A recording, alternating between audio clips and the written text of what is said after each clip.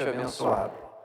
Mas Deus tem algo a mais para nós. Eu vou ler a palavra de Deus e você acompanha aí na mídia. No 15º ano do reinado de Tibério César, sendo Pôncio Pilatos governador da Judéia, Herodes, tetrarca da Galileia, seu irmão Filipe, tetrarca da região da Itureia e Traconites, e Lisânias, tetrarca de Abilene. Sendo sumos sacerdotes Anás e Caifás, veio a palavra do Senhor a João,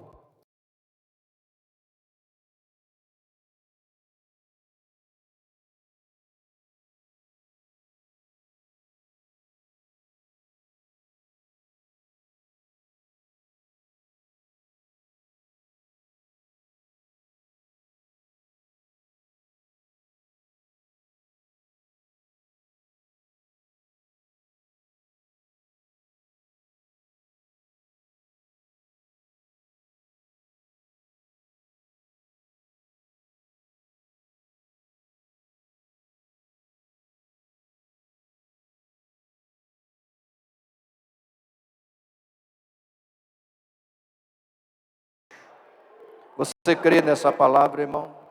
Levante suas mãos assim e diga: Deus, eu estou aqui para ouvir a tua palavra. Ministra a mim poderosamente. Eu preciso sair daqui melhor do que cheguei. Em nome de Jesus, eu creio assim. Diga glória a Deus, tome o seu assento. Obrigado. Meus irmãos, graças a Deus por mais este momento. Queremos saudar a todos os nossos irmãos que acompanham de qualquer lugar deste Brasil e mundo afora.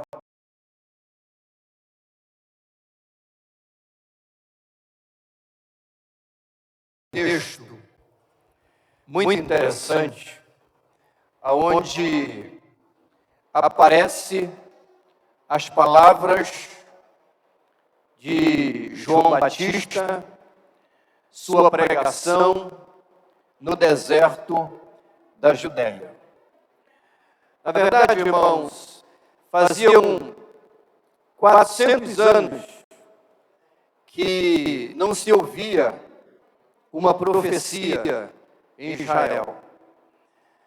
Desde o último momento em que Malaquias profetizou a vinda do Messias, passaram-se 400 anos, que exatamente são essas páginas brancas que você tem entre o Antigo Testamento e o Novo, que os círculos de ensinamento chamam de período interbíblico. São 400 anos de silêncio profético. E depois que Zacarias entregou a sua última profecia, passaram-se 400 anos e aí aparece João Batista pregando no deserto. E quando João Batista começou a pregar, a nação de Israel, irmãos, estava vivendo um caos. Havia uma crise política, havia uma crise econômica, havia uma crise moral que atingia toda a nação de Israel.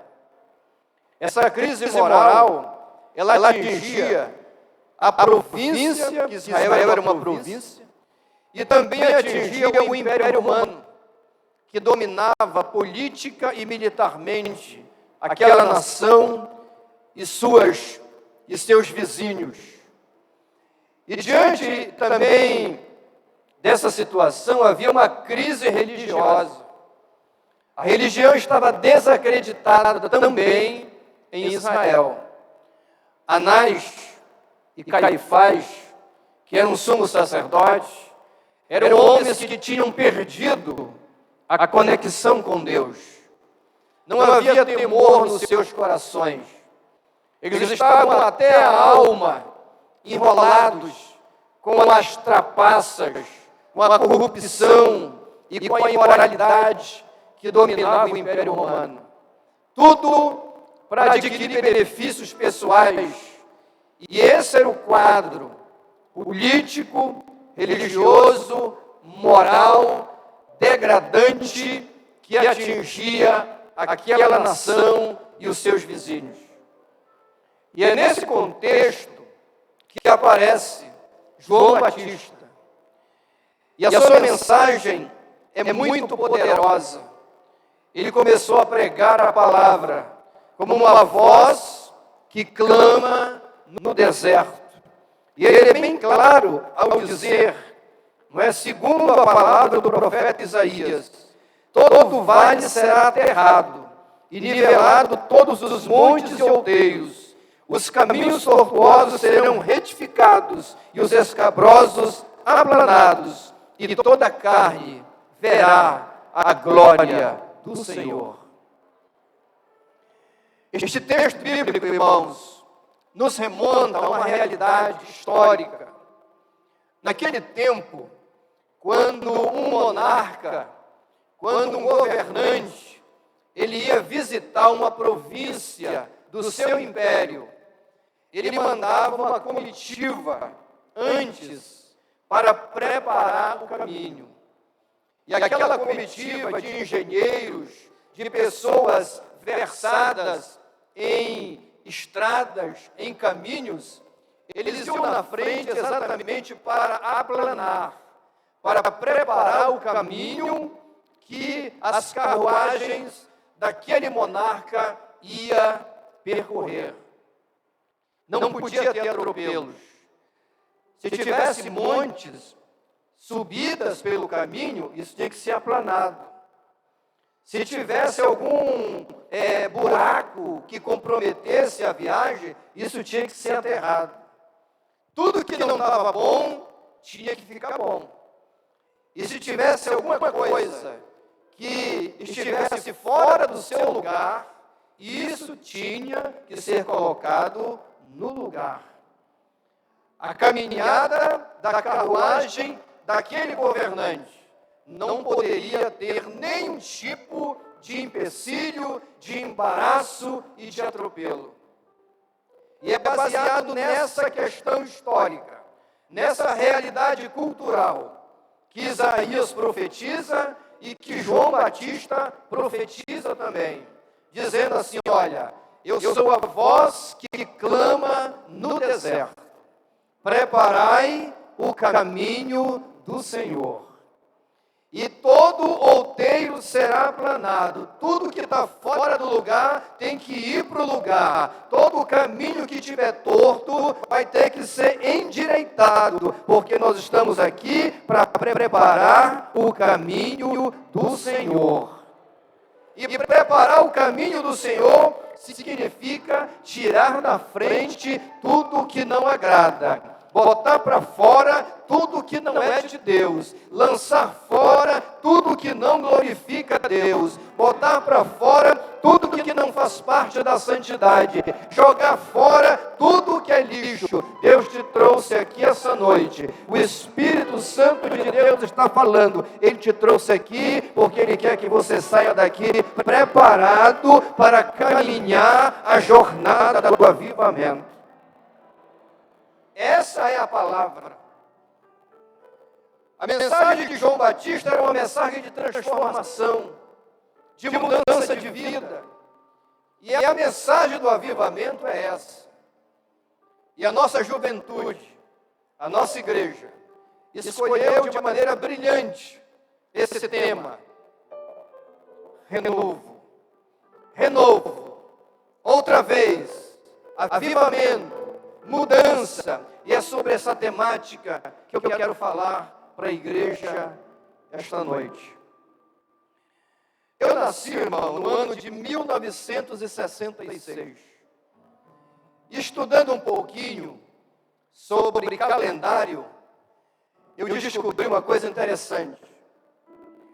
Que no ano de 1966, no ano que eu nasci, aconteceu um dos maiores avivamentos desse tempo, desse século. Isso aconteceu na cidade, no país da África do Sul. A missão Quasiza Bantu é uma missão, uma organização missionária na África do Sul que trabalha com os Zulus, uma etnia que habita ali, que é um povo muito complicado, porque, entre outras práticas, eles são satanistas e tem muitas práticas que ferem o Evangelho, a palavra de Deus. E essa missão, lá na África do Sul, ela nasceu. E o pastor da igreja ali era o reverendo Eli Steven. E esse homem, ele começou a pregar a palavra de Deus, ele se preparou, ele estudou, ele se organizou e ele começou a pregar o Evangelho para aquelas tribos ali, para aquele povo. E ele pregou há anos a fio. E as pessoas se convertiam. Aqui e ali, Deus operava e bênçãos vinham. Mas era uma coisa assim muito anêmica, muito aquém daquilo que se esperava. E o pastor Steven, uma determinada noite, ele pregou a palavra à igreja. As pessoas estavam ali reunidas para ouvi-lo. E ele ministrou a palavra. E quando ele terminou de pregar, uma mulher se dirigiu a ele e disse assim: pastor, o senhor pregou que o seu Deus é poderoso, é grande e pode fazer todas as coisas. Foi isso que eu entendi? Foi isso mesmo que o senhor disse? E ele disse: exatamente, foi isso que eu preguei. O Deus que nós servimos é um Deus grande, poderoso, Ele pode fazer tudo. Aí ela disse: pois é, então eu estou vindo aqui falar com o senhor, porque eu quero esse Deus. Eu preciso dele, mas eu preciso dele porque a minha filha está lá em casa, ela está acorrentada, ela está amarrada num tronco, completamente possessa de espíritos malignos. E não há possibilidade, ela está toda acorrentada, ela sofre muito, e até hoje ninguém pôde fazer nada por ela. E quando eu ouvi a sua pregação, nasceu no meu coração essa esperança. Nós precisamos desse Deus. Eu quero esse Deus que o Senhor acabou de pregar, esse Deus poderoso, onipotente, onisciente, onipresente, eterno, dono de tudo, criador de tudo e sustentador de tudo. Eu preciso desse Deus. E aí, eu quero que o Senhor vá lá. Eu quero que os seus obreiros possam ir lá para libertar a minha filha desse quadro. E o pastor foi. E os obreiros foram. E os irmãos sabem qual foi o resultado? A moça não foi liberta. Não puderam libertar aquela moça daquele quadro de escravidão espiritual. E aquilo mexeu com o coração do pastor Eli Steven. E ele ficou completamente decepcionado. E aquilo ficou um gelo nele. E ele pensou abandonar a África do Sul, ir embora para outro lugar, porque ele viu ali um sinal de derrota, de que aquele evangelho que ele pregava, aquela mensagem, ela não pôde alcançar aquelas vidas. Mas foi exatamente, irmão, nesse momento que o Espírito de Deus falou a ele: você não deve abandonar a África do Sul. Você não deve fugir. Você tem que permanecer. E você tem que começar a orar. E você tem que começar a se alimentar da palavra do Senhor. E você tem que começar a levar a igreja à oração, à humilhação, à consagração. As pessoas precisam se voltar para mim, para que eu possa fazer a obra que precisa ser feita. E eles começaram, irmão, a organizar as orações. E essa missão na África, ela começou a ser mobilizada pelo poder de Deus.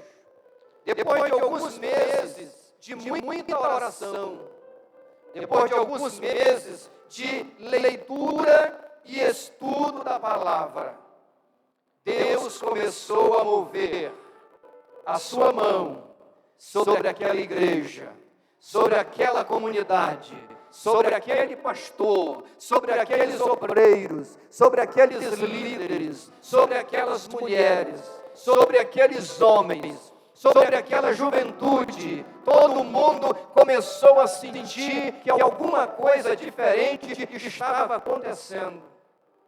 O Espírito de Deus começou a soprar. O Espírito de Deus começou a ministrar. As pregações não tinham mais o mesmo sentido. As pessoas não estavam mais simplesmente mascando chiclete na igreja. Eles não estavam apenas olhando um para o outro, vendo que mensagem estava chegando no seu celular. Quando o pastor começava a pregar, quando a mensagem começava a ser ministrada, começava a ver um movimento espiritual. E as pessoas ficavam olhando com o coração aberto, porque elas estavam precisando receber alguma coisa. Quem nessa noite aqui saiu de casa e veio a esse santuário para ser tocado novamente pela glória de Deus? Levante as duas mãos que Deus te deu e adore, glorifique, exalte, diga a Deus que você está aqui por um propósito maior, que você quer um choque do Espírito na sua vida, que você não quer sair daqui da mesma forma que você chegou, mas você quer sair daqui levando um renovo espiritual que venha fazer uma transformação na sua jornada.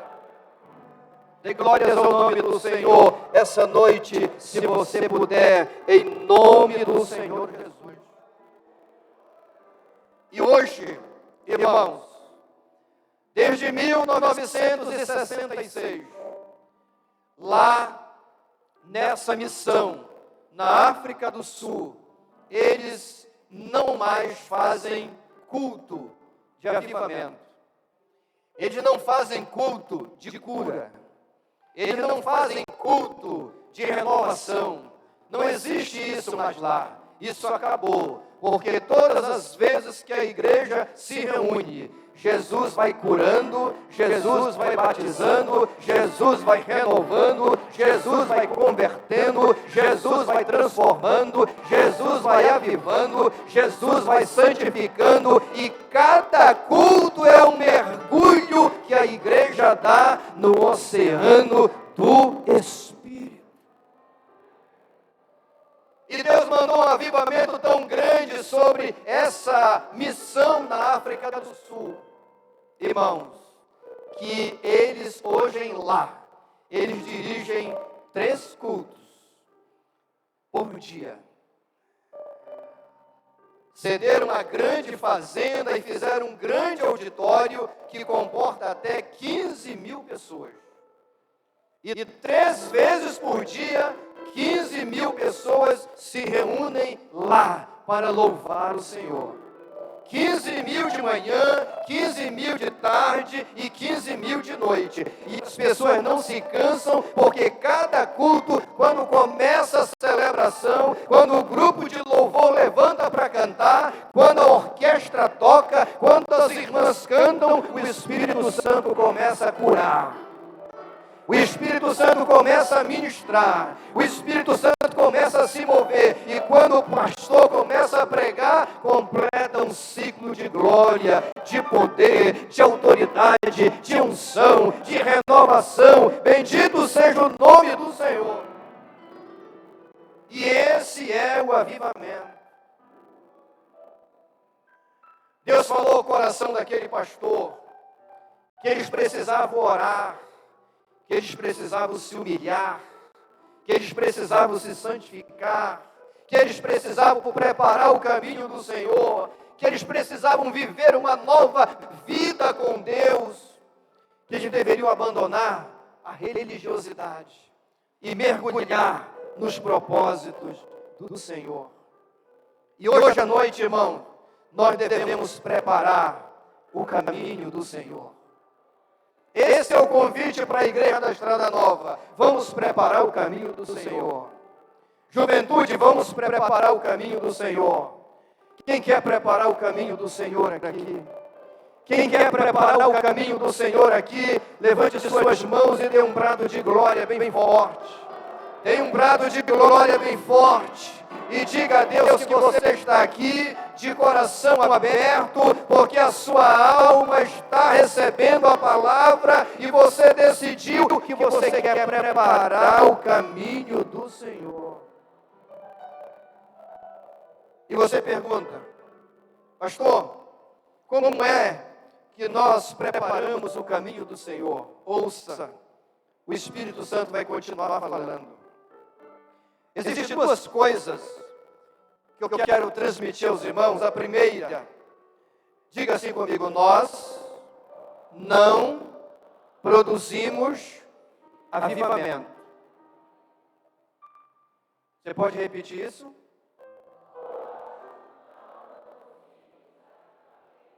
Quem pensa que pode produzir avivamento está redondamente equivocado. Se tem pastor de igreja, bispo, seja lá quem for, que acha que pode produzir um avivamento na igreja, ele está redondamente errado. Ninguém, nenhuma liderança, nenhuma organização, nenhuma igreja toda reunida pode produzir avivamento. Nós não produzimos avivamento. Nós buscamos o avivamento. Buscamos. O avivamento é um ato divino. Se você for estudar os avivamentos ao longo da história, você vai ver que foi um ato divino, em lugares inimagináveis. Deus moveu o seu espírito e começou um avivamento. Deus é quem promove avivamento. O Espírito Santo é quem promove avivamento. Ele que tem o poder de mudar uma situação, de reescrever uma história.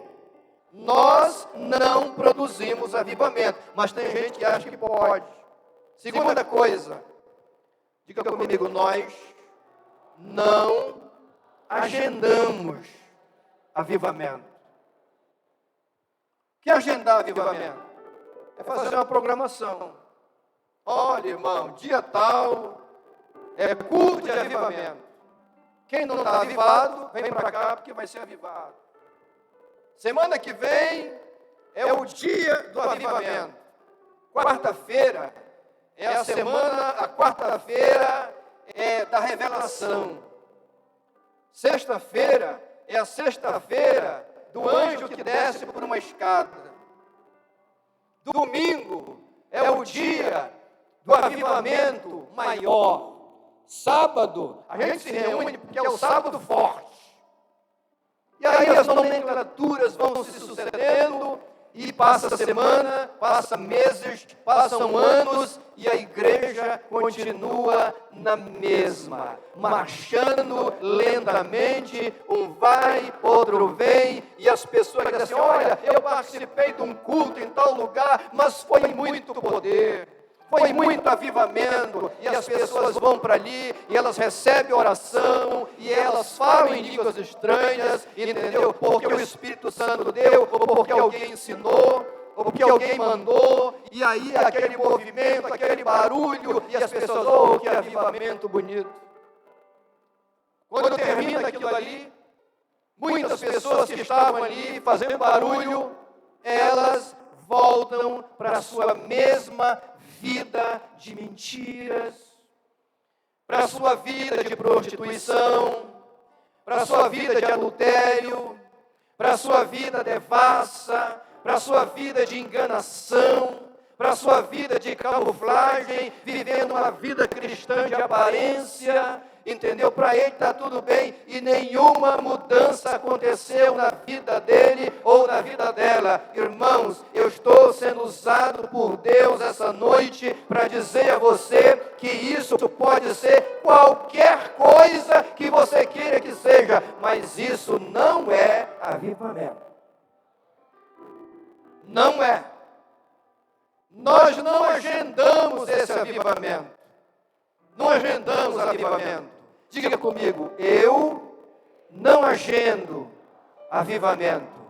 Agora levante suas mãos assim e diga, nós colocamos a nossa vela na direção do vento do Espírito. Do Espírito.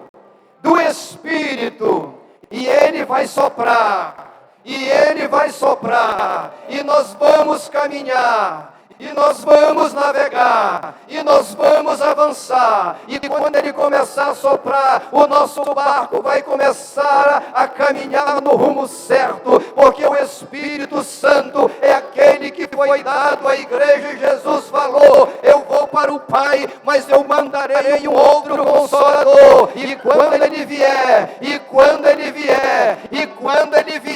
Ele estará convosco todos os dias, e Ele vos guiará em toda a verdade.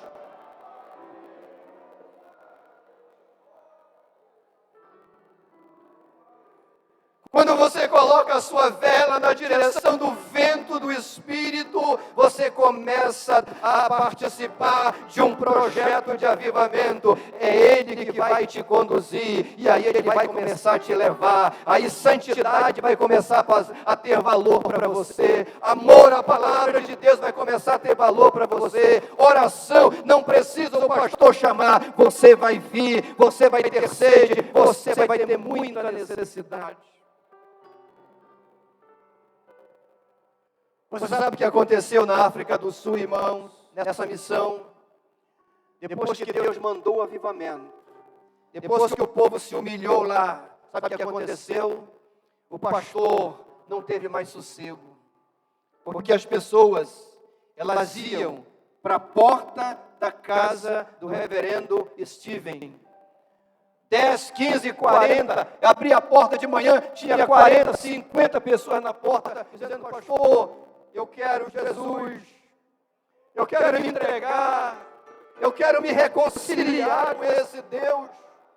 E isso não acontecia só na casa do pastor, na casa dos obreiros, dos líderes. As pessoas batiam na porta de manhã, nós queremos esse. Não, irmão, mas o culto é mais tarde. Não, mas eu quero agora, eu quero me entregar. Isso é avivamento. O Espírito é quem produz, o Espírito é quem santifica, o Espírito é quem faz essa obra maravilhosa. Eu começo a encerrar a mensagem. Como preparar o caminho do Senhor? Pastor, como é que eu preparo o caminho do Senhor? Já que eu não posso produzir avivamento, já que eu não posso agendar avivamento, já que o avivamento é um ato divino, o que eu posso fazer? O que eu devo fazer para preparar o caminho do Senhor e esse avivamento começar a fluir na minha vida? Em primeiro lugar, irmãos, preparar o caminho do Senhor significa buscar o arrependimento. Nenhum avivamento na história, você pode ver todos. Nenhum avivamento na história aconteceu sem confissão de pecados, sem arrependimento de pecado. A começar pelo dia de Pentecostes. Todos estavam reunidos no mesmo lugar, e eles oravam, e eles meditavam na palavra de Deus. De repente, veio um som, como um vento, veemente, impetuoso, encheu a casa, e todos foram cheios do Espírito Santo. E começaram a falar em outras línguas, conforme o Espírito Santo lhe concedia que falasse. Foi uma barulheira danada, porque avivamento produz barulho, mas barulho não produz avivamento. Aleluia! Eu vou repetir para você. Foi um barulho danado, as pessoas ficaram assustadas, ficaram assim, aterrorizadas. Sabe por quê, irmão? Porque avivamento produz barulho, avivamento sacode, avivamento faz estremecer, avivamento produz mudança, avivamento chama a atenção de quem está perto e de quem está longe. Mas barulho não produz avivamento, produz barulho. E depois daquela manifestação, Pedro se levanta, assume a tribuna. Eu acho que era um palanque que tinha lá, e ele prega a palavra. Aquele Pedro mentiroso, aquele Pedro vacilante, aquele Pedro que havia negado Jesus 3 vezes, aquele Pedro que havia xingado, aquele Pedro que havia praticado uma série de atos que eram incondizentes com a pessoa de um seguidor de Jesus. Mas agora ele está avivado, agora ele está tocado, agora ele está cheio, agora ele está ungido, o avivamento chegou, e ele se levantou sem medo e pregou a palavra. E a Bíblia diz que 3.000 pessoas aceitaram a Cristo como Salvador naquele dia. Foi um grande reboliço, e as pessoas corriam e diziam: Pedro, o que é que nós faremos agora? O que nós faremos agora? As pessoas clamavam diante do apóstolo, e ele disse: cada um se arrependa dos vossos pecados e recebereis o dom do Espírito Santo. Sabe por quê, irmão?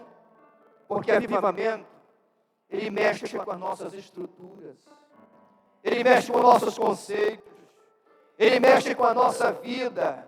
O avivamento, quando ele chega, o Espírito Santo opera, e nós começamos a enxergar a nossa podridão, a nossa vida miserável, essa vida cristã michuruca que a gente vive. Quando a gente não ora, quando a gente não consagra, quando a gente não jejua, quando a gente não santifica, o culto de 1h30 é uma eternidade para a gente. O pastor manda a igreja, pede para a igreja dobrar o joelho, você não dobra, porque com 5 minutos o seu joelho começa a doer. Sabe o que é isso, irmão? Frieza espiritual.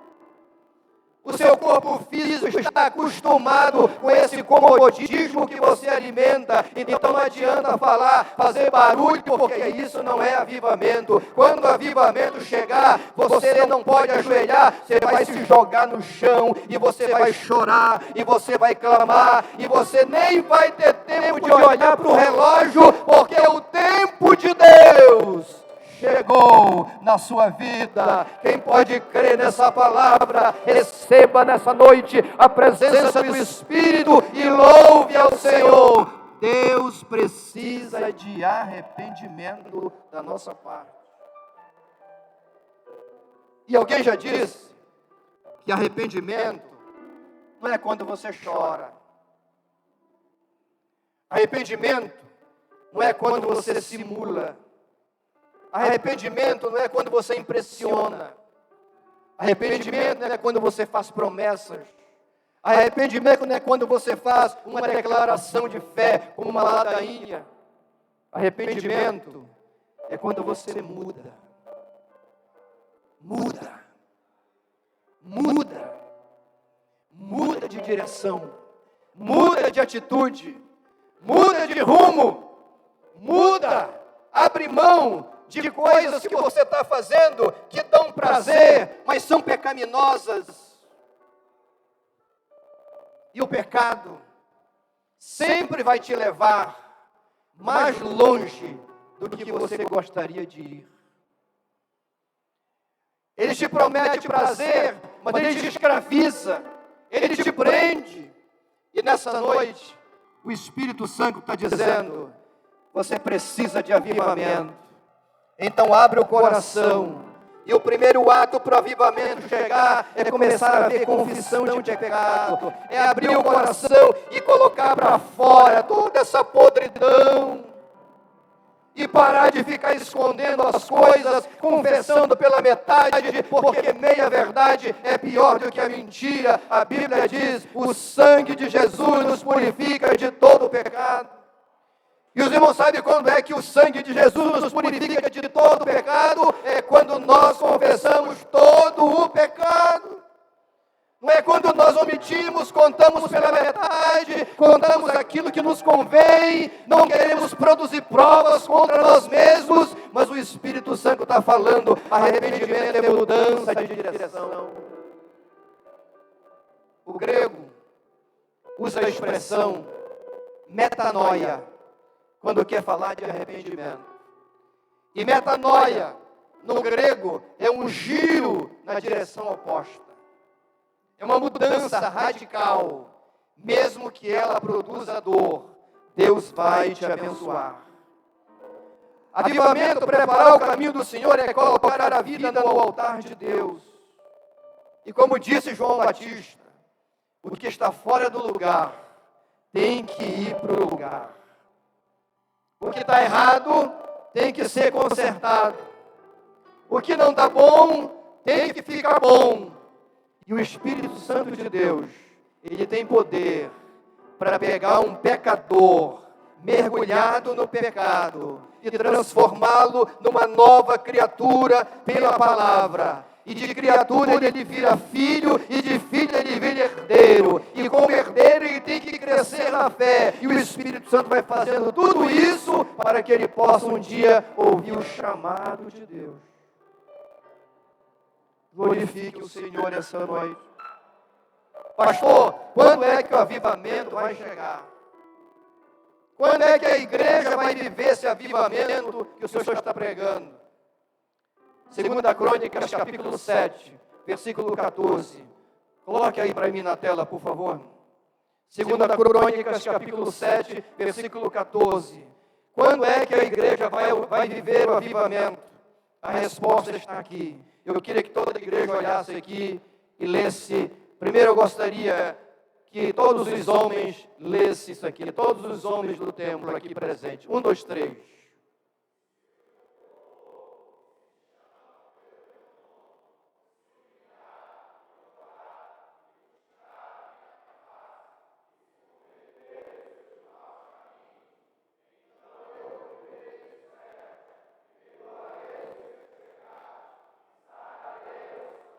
Toda a igreja agora, diga assim.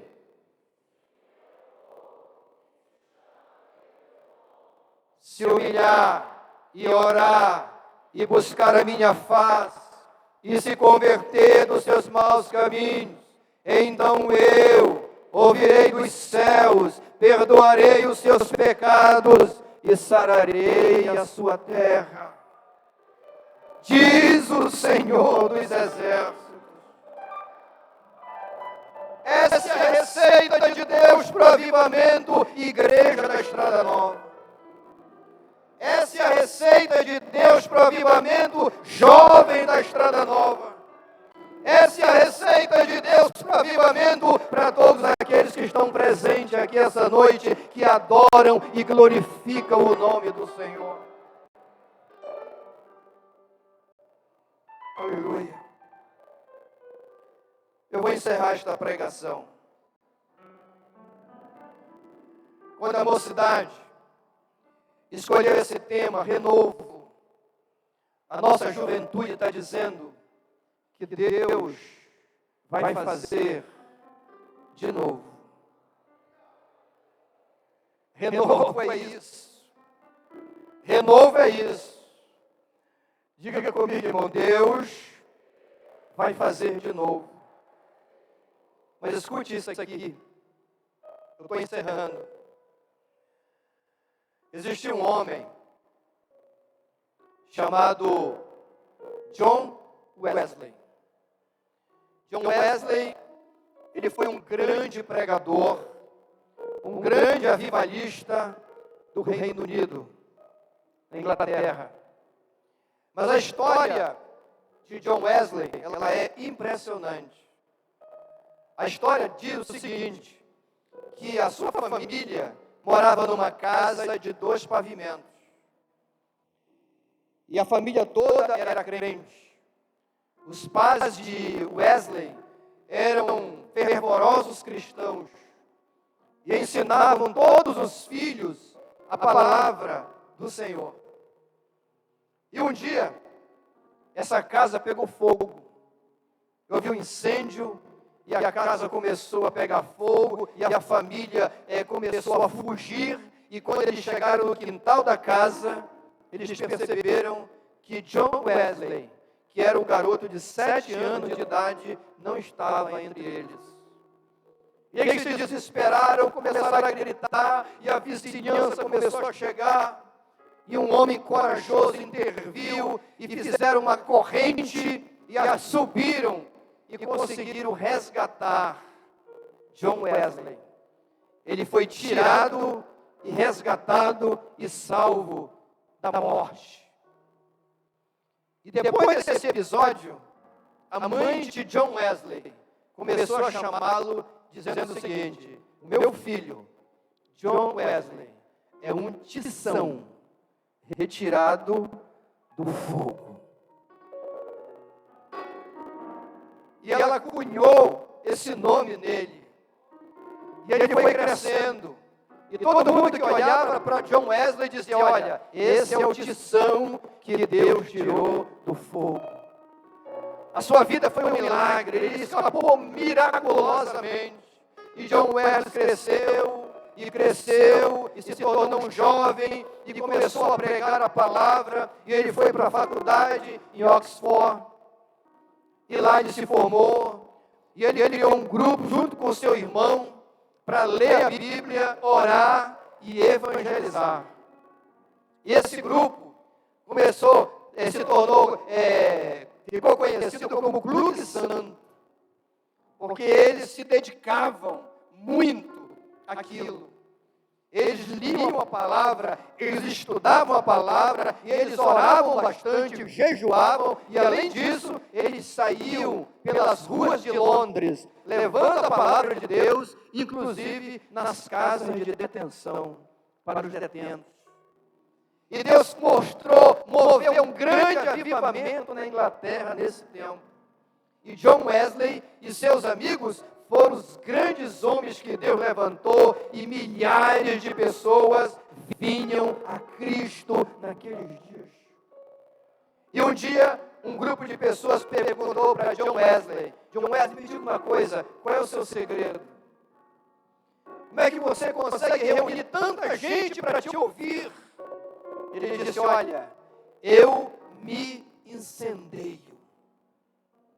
Aí as pessoas vêm me ver queimando. E ele dizia isso fazendo uma referência à presença do Espírito de Deus, o tição que foi arrancado do fogo. Eu quero dizer a essa igreja, a essa juventude, que cada um de vocês são esse tição arrancado do fogo. Deus quer fazer de cada um de nós uma tocha viva nas mãos dele, para glorificar o nome dele, impactar o mundo com a sua palavra. E John Wesley, orando a Deus, falou assim: Deus, me dá 100 homens que não amem nada neste mundo a não ser a ti.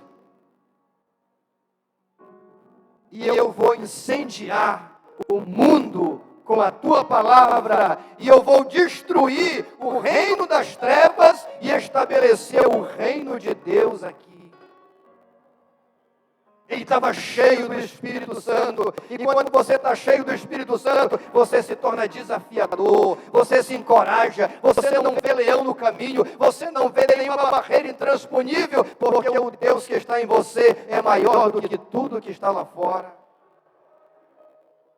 E John Wesley morreu. Ele era um homem de muita oração. E aqui eu findo.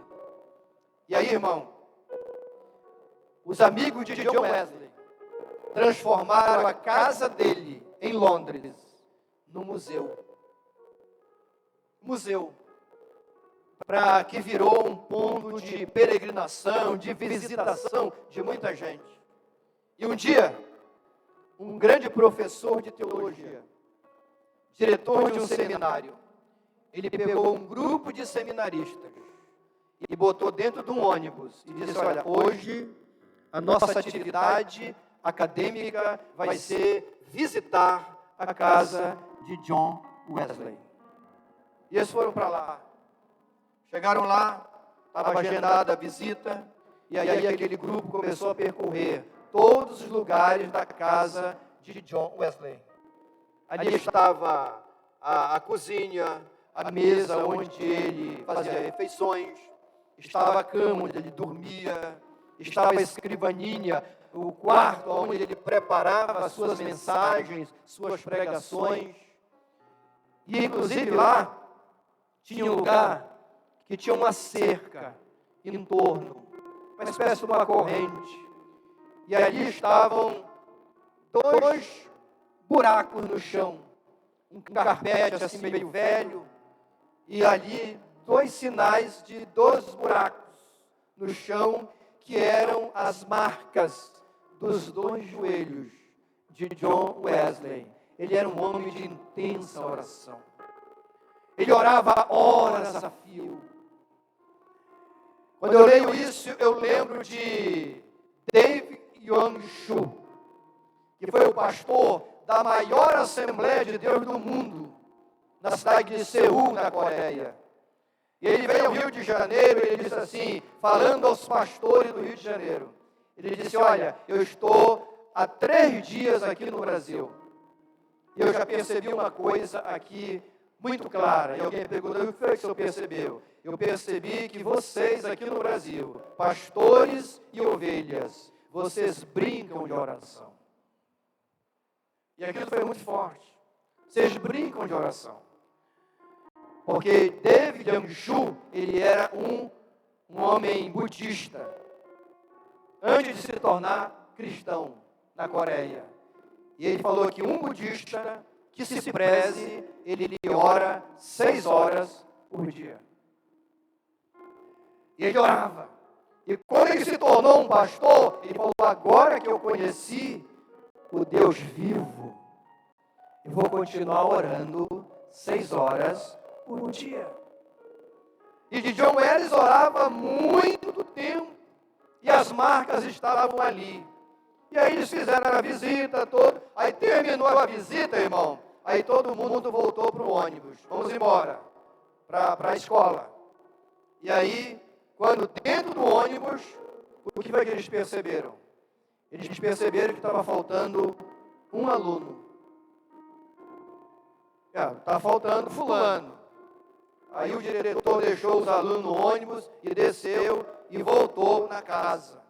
Deve estar aí dentro. Eu tenho que achá-lo, porque ele tem que voltar com a gente. E aí o diretor começou a percorrer, e quando ele chegou naquele lugar cercado, onde estava o lugar de oração de John Wesley, o jovem que estava faltando estava lá, ajoelhado, no mesmo lugar. E aí o diretor se aproximou dele, e ele orava. O diretor se aproximou para ouvir o que ele dizia, e ele dizia assim: Senhor, faz de novo. Deus, faz outra vez. Tu és poderoso para fazer outra vez. Eu quero ver tu fazer outra vez, assim como tu usaste John Wesley para sacudir a Inglaterra com a tua palavra. Eu creio que tu podes fazer outra vez. Quem crê aqui que Deus pode fazer outra vez? Aleluia.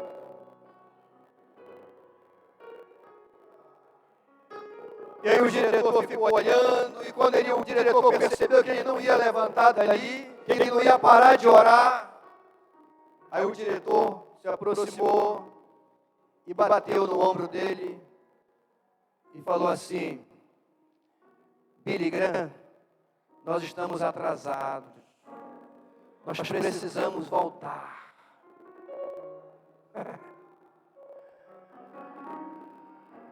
Billy Graham era aquele jovem. E Deus tomou Billy Graham. Eu estava lendo a história de Billy Graham e a biografia diz que durante a sua vida ele morreu com 99 anos de idade. E durante as suas cruzadas ao redor do mundo, ele pregou para 215 milhões de pessoas. E diz a história que Billy Graham levou mais de 3 milhões de pessoas a Cristo, que se converteram e creram na palavra de Deus. Deus ouviu a oração de Billy Graham.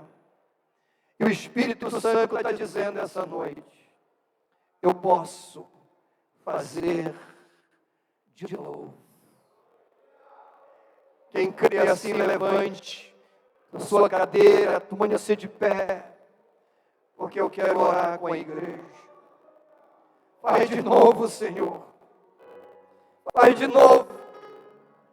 Faz de novo. Faz de novo. Eu creio, irmão, que essa igreja aqui, ela pode sacudir os jurunas. Eu creio que essa juventude aqui, ela pode sacudir os jurunas. E eu profetizo essa noite que no meio dessa juventude, Deus vai levantar pastores na sua igreja. Deus vai levantar líderes na sua igreja. Deus vai levantar profetas na sua igreja. Deus vai levantar homens e mulheres que vão profetizar e vão mudar a sua geração. Faz de novo, Senhor. Aleluia. Pode glorificar ao Senhor. Você está sentindo a presença dele, irmão? Eu sinto na minha alma uma unção tremenda aqui essa noite.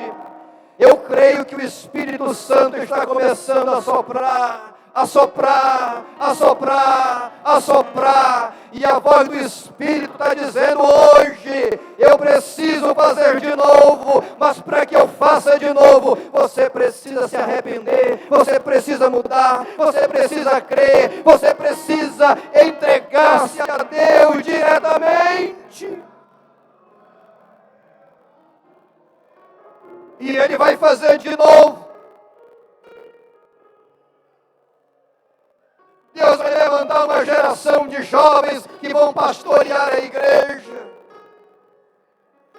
Quando Daniel Berg e Gunnar Vig foram cheios do Espírito Santo no grande avivamento da Rua Azusa, nos Estados Unidos, eles abandonaram tudo, pegaram um navio e vieram parar aqui na escadinha, sem saber falar uma palavra da língua portuguesa, sem ter dinheiro para sobreviver, porque quando você coloca a sua vida, quando você coloca a sua vela na direção do vento do Espírito, ele começa a mudar o rumo de tudo e você vai ver milagres acontecendo. Aleluia. Esta é a mensagem de Deus para hoje. Eu quero orar com você agora.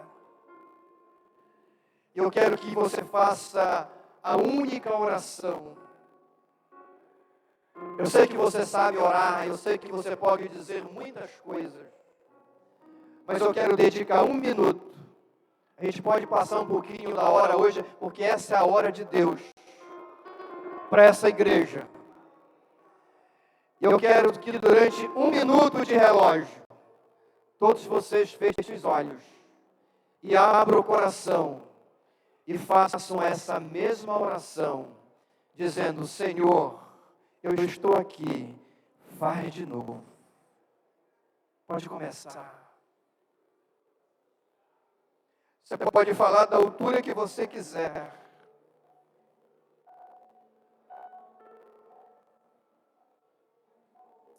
Aleluia. Aleluia. Oh.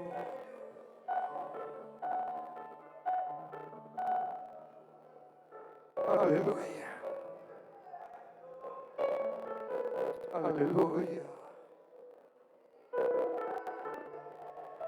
Oh, aleluia. Aleluia.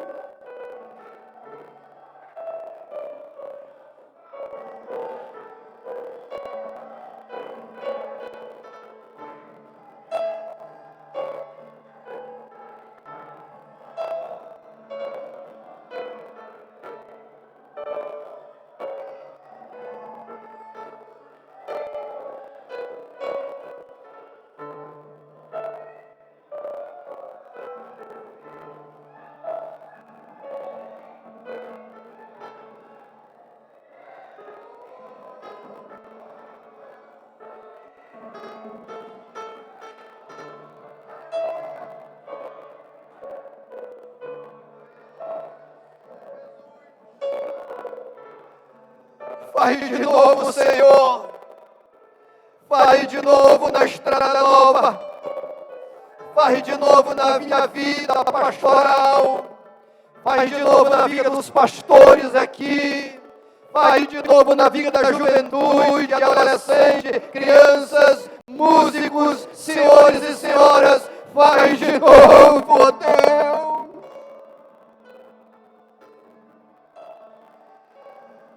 Oh, aleluia! Comece a confessar a Ele agora. Comece a rasgar o seu coração. Comece a rasgar a sua alma. Comece a abrir mão de toda miséria, de toda dor, de todo pecado. Comece a confessar os pecados pelo nome e comece a viver o maior de Deus na sua vida.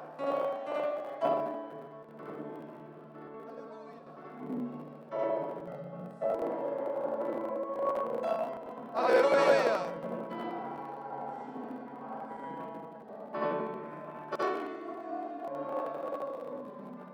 Canta com alegria!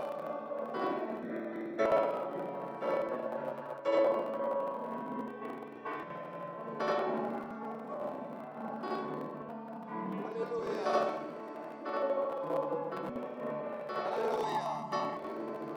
Faz de novo, Senhor!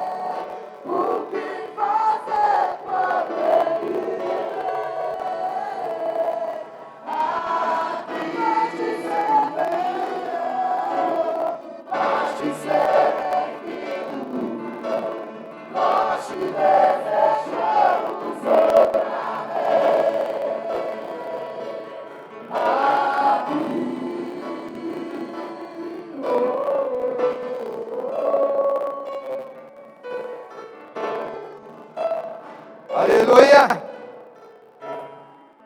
Mantenha suas mãos erguidas.